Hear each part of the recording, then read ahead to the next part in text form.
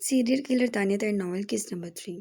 Author घर में दाखिल हुआ और एला जो अपने कमरे की टेरेस में खड़ी थी एकदम वो अंदर भागी तो टेबल से टकरा कर गिरी और उसका चेहरा एक स्टील पे लगा था। उसके होंठों से खून निकलने लगा था। वो दरवाज़ा बंद करने के लिए भागने लगी थी। वो जानती थी ऑथर अंदर आएगा। वो पिक गई थी, उसे बेच दिया गया था। अब उसकी हैसियत कुछ भी नहीं थी। वो जल्दी से भागी और इससे पहले ऑथर कमरे में आता उसने दरवाज़ा बंद करके सारे लॉक लगा लिए और वो दरवाजे से ही टेक लगा के बैठ गई। जबकि काम वो अलग रही थी। उसके होंठों से तेजी से खून निकल रहा था। जबकि वो सब इग्नोर किए लॉक का घूमना देख रही थी। कहीं वो चाबी मंगा के दरवाज़ा तो नहीं खोल लेगा। वो जैसे मरने को थी, रूह फना सी हो गई थी। लेकिन फिर दरवाज़ा खोलने की कोशिश तर्क होगी। वो जल्दी से अलमारी में छुप कर बैठ गई। उसे यकीन था वो दरवाज़ा खोल लेगा। बड़ी सारी अलमारी खोल के वो कपड़ों के बीच में बैठ गई और दरवाज़ा बंद कर लिए। उसका सांस घुट रहा था, लेकिन उसका सांस घुट जाना उससे ज़्यादा बेहतर था कि वो ऑथर के सामने जाती। दरवाज़ा खुला था। उसे बाहर महसूस हुआ वो किसी के कदमों की आवाज़ थी। फिर नीनी को पुकारा गया। सर, वो अंदर ही थी। तो क्या अंदर ही अंदर उसे ज़मीन निकल गई? ढूंढो उसे, वो भड़क कर बोला और एलिस सिमट के अपने सर घुटनों में देकर बैठ गई। सबके आंखों से आंसू मुतवातिर बह रहे थे। दूसरी तरफ ऑथर पार्कर के रूम में आ गया, जहाँ पार्कर किसी से फ़ोन पर बात कर रहा था और इमलिया अपने लंबे लंबे नाखूनों पर पेंट लगा रही थी। Hi dad, WhatsApp. वो सुकून से सोफे पे बैठ गया। बिलाशिबा काफ़ी हैंडसम था। पार्कर ने अलबत्ता उसे गुस्से से देखा। तुम क्या तमाशा सोचे बैठे हो? वो बिना रुके गुस्से से चीखा। एले से इतनी नफरत थी कि वो उसे बर्दाश्त नहीं कर सकता था। क्या वो क्वीन बने, वो भी न्यूयॉर्क की? क्या मतलब? वंसा, तुमने एले को किस मकसद के लिए खरीदा है? पार्कर ने दो टूक पूछा। जिसके लिए आप इतना उछल रहे हैं, वो आंख दबा कर हंसा। ऑर्थर, पार्कर चीखा। ऑर्थर उसे देखने लगा। मेरी बहुत सख्त मेहनत है ये न्यूयॉर्क हासिल करना, रोबो फैमिली से, वो भी आसान काम नहीं था। तुम क्या चाहते हो? वो मुठियां भींचता बोला। प्लीज़ डैड, बार बार रोबो फैमिली, मैं क्या करूं इस फैमिली में? अब कोई नहीं है जो मुझसे न्यूयॉर्क छीन ले। सुकून से पाँव झुलाता बोला। सोच है तुम्हारी, बहुत अच्छे से जानता हूँ जैक को, अरसे तक उसके अंडर काम किया है। बस सुकून से बैठा तो तूफान की इलामत है, वो तूफान जो बेहिसी से भरपूर होगा। पार्कर बोला, जबकि आर्थर हंसने लगा। मुझे ऐसा कुछ नहीं लगता। एनीवेज, आप फंक्शन की तैयारियां करें। तभी जोलीन भी आ गया और आर्थर से गले मिला। आर्थर भी उससे मिला था। आर्थर, तुम माफिया का हल्फ लेने वाले हो? जोलीन एक्साइटेड सा बोला। आर्थर ने सर हिलाई, जबकि जोलीन ने पार्कर को देखा। डैड, ये एक ग्रैंड इवेंट होना चाहिए और इसमें अमेरिका के हर माफिया को इनवाइट करेंगे हम, जोलीन बोला, जबकि पार्कर ने दोनों की तरफ देखा। अगर एले कोई नहीं है तो मैं ना ये फंक्शन ज़िंदगी में कभी होगा और ना ही मैं होने दूंगा। खैर, कोई तो डैड एले ही है। आपको नहीं लगता वो इस काबिल है कि उसके सर पर ताज सजे? नहीं, बिल्कुल इस काबिल नहीं है वो। और अगर तुम मुझे इरिटेट कर रही हो तो ये भूलो मत, बाप हो तुम्हारा और ये सब अभी मेरा ही है। जब आपने जैक से छीन लिया तो मैं भी छीन सकता हूँ। बेहतर है आप अपना माइंड सेट कर लें, एले ही क्वीन बनेगी। और संजीदगी से कह के वहाँ से बाहर निकल गया। जबकि एले के रूम की तरफ बढ़ा। नीनी परेशान हाल थी। आर्थर संजीदगी से नीनी को देखता रहा। सर, एले मैम तो कहीं भी नहीं है, और रो देने को थी और सर्द नज़रों से देखकर वहाँ से चला गया। उससे कहो कबर्ड से निकल आए, जा रहा हूँ मैं। स्पार्ट टेलीफोन से कहकर वो वहाँ से जैसे आया था चला गया। जबकि नीनी दौड़ के कबर्ड तक गई और वो वाकई कबर्ड में थी, लेकिन बेहोश हो गई थी। शायद क्योंकि उस कबर्ड में सांस लेना जितना मुश्किल था वो जानती थी। एले, एले मैम, उसने उसे बाहर खींचा और उसके धान पान से वजूद को संभाल कर वो बाहर निकाल कर बेड तक लाई और बहुत रोना आया एले की हालत देखकर। उसके हाथ पाँव से हिला रही थी। मालूम नहीं उसने कुछ खाया था या नहीं। नीनी उसके हाथ हिला रही थी, जबकि ऑथर दरवाजे में खड़ा उसे देख रहा था। नीनी एकदम डर गई, अंदर आए और पानी का जग उठा के पानी हथेली में भर के एले के चेहरे पर छिड़क दिया।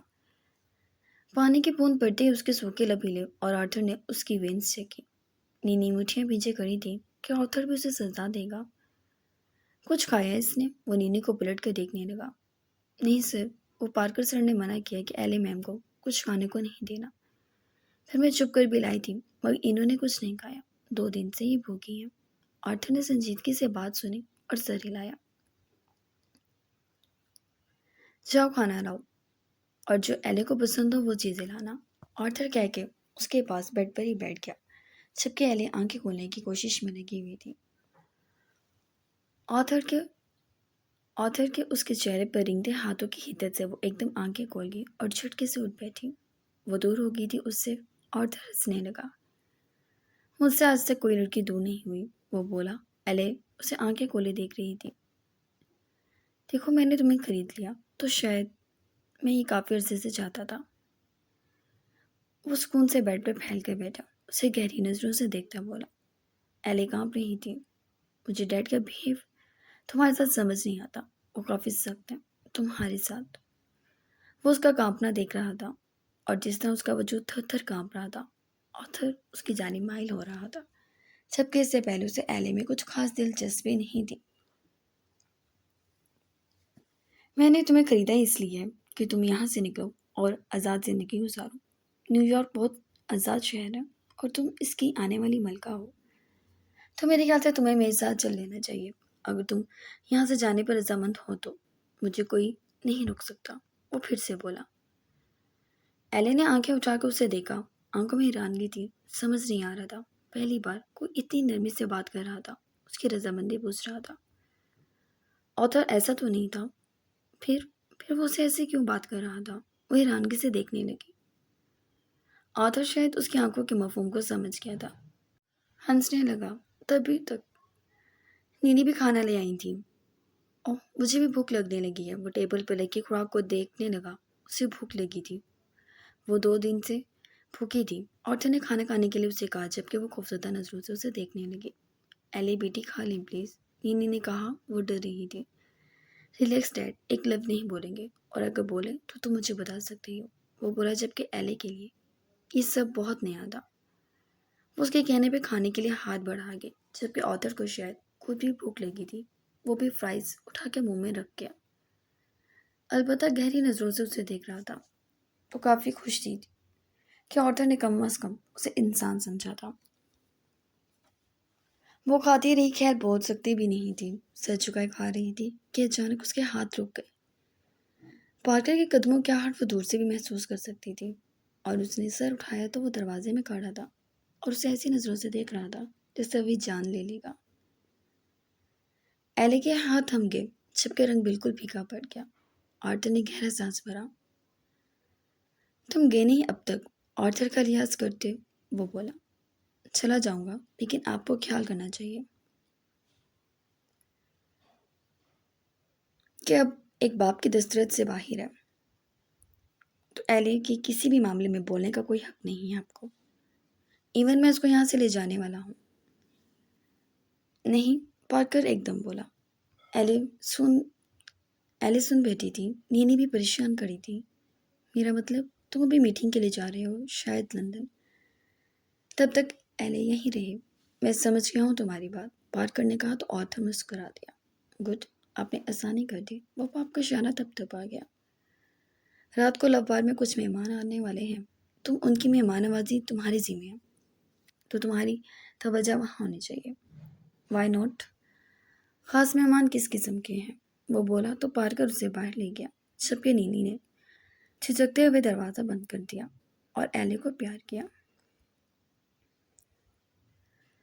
آرتھر سر تو بہت اچھے ہیں ایلے، وہ تو تمہارا بہت خیال رکھ رہے تھے۔ نینی خوش ہوئی تھی۔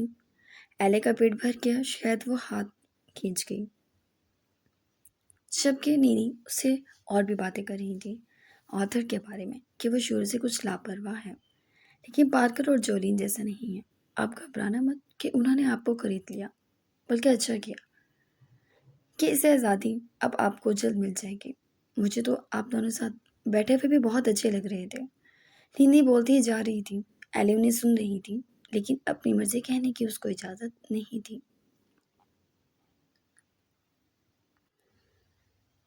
जैक्सन वो पेट मोड़े एक्वेरियम की मछलियों को देख रहा था कि हैदल की आवाज़ पे पलटा। गहरा सांस भरा। एक मछली को आज़ादी से खेलते और इधर से उधर नाचते कूदते देख उसे बिल्कुल अच्छा नहीं लग रहा था, क्योंकि वो जैक्सन से डरी नहीं थी, जबकि बाकी सारी मछलियां कुछ सहम कर बेचैन सी हो गई थीं। हैज़ल ना आती तो उस मछली को मुट्ठी में भींचते थे, लेकिन हैज़ल के आने से वो एकदम चौंक कर पलटा और हैज़ल की जानिब बढ़ा, जो उसके सीने से लग गई। Don't cry, why you always crying when you meet me, वो बोला, जबकि हैज़ल ने अपने आंसू साफ करके उसकी जानिब देखा। इतने दिनों बाद तुम्हें देख रही हूँ, आंखें भर आई हैं।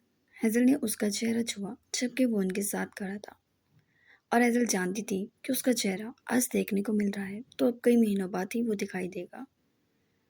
अच्छा, अब रोए मत। जॉर्डन कहाँ है? उसने सवाल किया। वहीं जाना चाहिए उसे। क्यों नहीं छोड़ देते ये सब कुछ? आप लोग माफिया माफिया हम सबकी जिंदगियों पर गहरा असर है।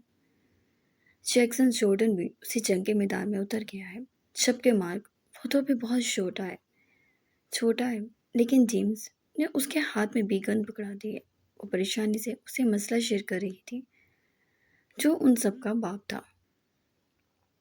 जैक्सन उसको देखता रहा। और ये कंप्लेन आप मुझे क्यों कर रही हैं? जैक्सन ने कहा तो हैजल ने उसके मसल्स पर अपना एक मुक्का रसीद किया, जिसका असर क्या होना था भला उसके वजूद पर।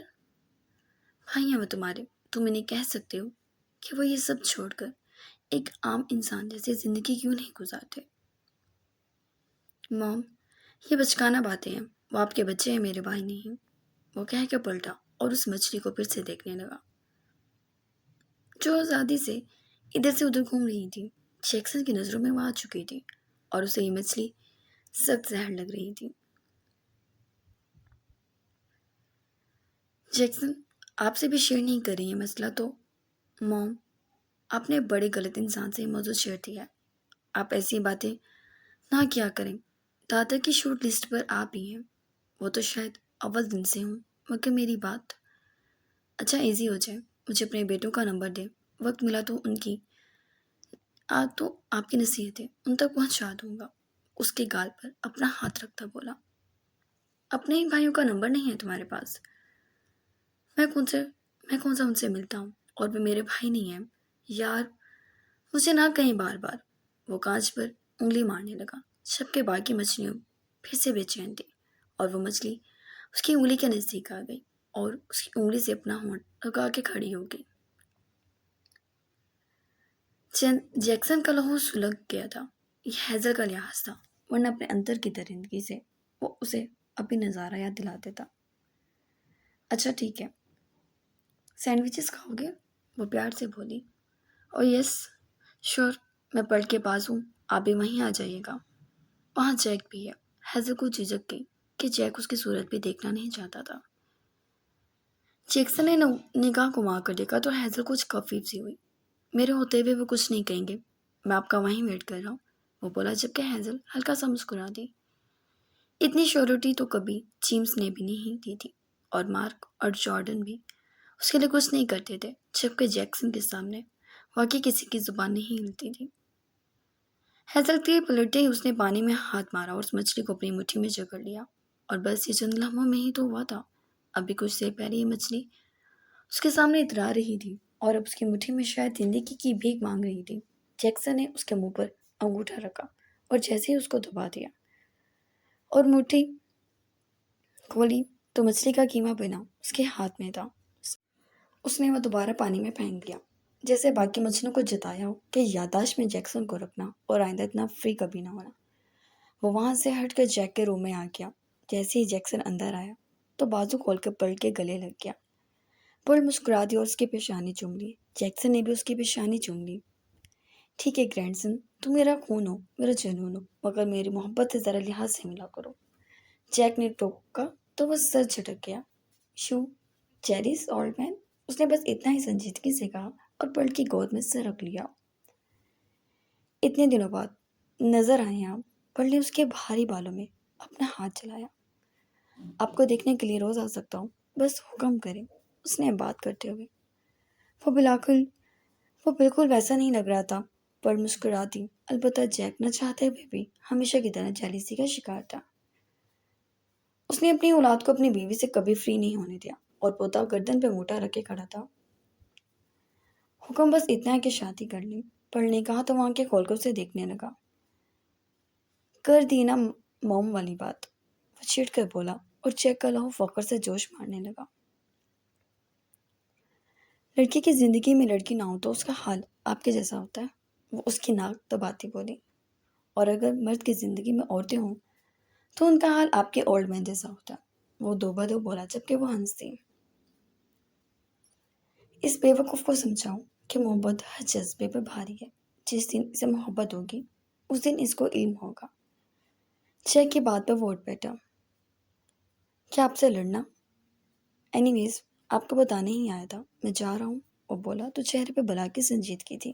کہاں؟ دادا نیو یارک کا اگلا مالک منتخب ہو رہا ہے اور مجھے پارکر سے نیو یارک چھیننی ہے، کسی اور سے نہیں، وہ بولا تو لہجے میں ایک سکوت تھا۔ سرد مہری تھی۔ چیک نے سر ہلایا۔ جیمز کو بتایا ہے؟ مجھے جسے بتانا تھا بتا دیا، اب جس کو آپ نے بتانا ہوگا بتا دیجیے گا، اس نے کہا تو جیک نے سر ہلایا، لیکن وہ رک گیا۔ برڈ کے سامنے ایسی ڈسکشن کو وہ اوائڈ کرتا تھا، اور اسی دوران ہیزل بھی آ گئی تھی۔ جیکسن کے ہوتے ہوئے واقعی جیک کچھ نہیں بولا تھا اور ہیزل برڈ کے ساتھ بیٹھ گئی۔ جیک خاموشی سے نیوز پیپر کی جانب دیکھنے لگا اور جیکسن اس کے ہاتھ کے بنے سینڈوچز کھا رہا تھا۔ ہیزل کافی خوش تھی اسے دیکھ کر، اور برڈ بھی اس کے بالوں میں بار بار ہاتھ پھیر رہی تھی۔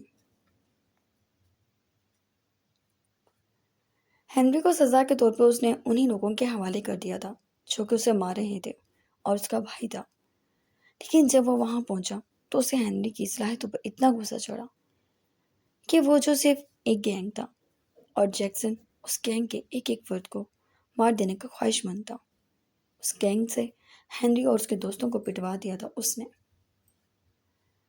البتہ ہنری چیختا رہ گیا، لیکن اس نے کوئی مدد نہیں کی۔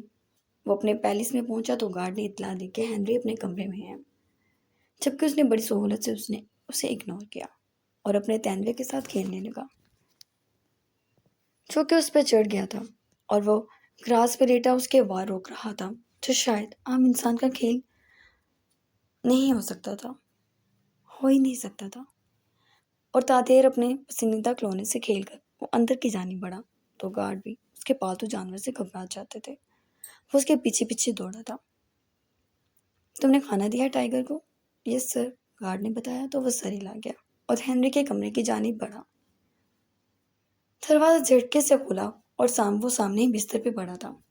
اٹھو، نیو یارک کے لیے نکلنا ہے، اس نے بس اتنا ہی کہا اور اپنے ٹائیگر کے بالوں میں ہاتھ پھیرنے لگا۔ خود چلے جائیں، مجھ سے بات نہ کریں، وہ روٹھی ہوئی محبوبہ کی طرح بولا تھا، جبکہ جیکسن گہرا سانس بھر گیا۔ کس بات پر اکڑ رہے ہو؟ آپ کے بھائی کو ان لوگوں نے اس بری طرح چھیتا ہے اور آپ تماشا دیکھتے رہے؟ ہنری بھڑکا۔ میں تنگ ہوں اپنے بھائیوں سے، وہ بیزاریت سے بولا۔ ہنری سے گھورنے لگا۔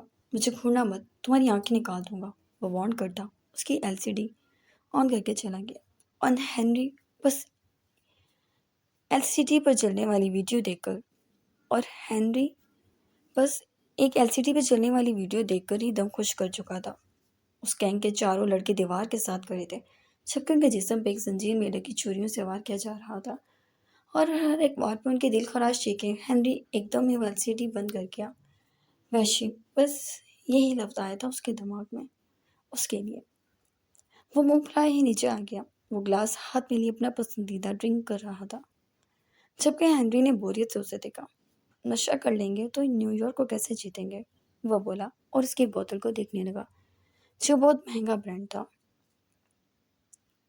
جس دن نیو یارک میری مٹھی میں ہوگی اس دن نشے سے قدم بھی نہیں سنبھل رہے ہوں گے، دیکھنا، حواس جب گم ہوں گے اس دن نیو یارک کو چھین لوں گا، وہ بولا، جبکہ ہنری نے سر ہلایا۔ وہ ایسا کر سکتا تھا، اس نے ٹائیگر کے منہ سے بھی بوتل لگا دی اور مسکرایا۔ کیا شوق تھا، ہنری زچ ہو گیا تھا۔ میں تیاری کر لیتا ہوں، تم اپنے شوگر پورے کر لو، وہ کہہ کر پلٹا، جبکہ اپنے ٹائیگر کو بھی ڈرنک پلا رہا تھا۔ وہ اور اس طرح خوش تھا جیسے اس سے اچھا کام تو کوئی نہیں ہو سکتا۔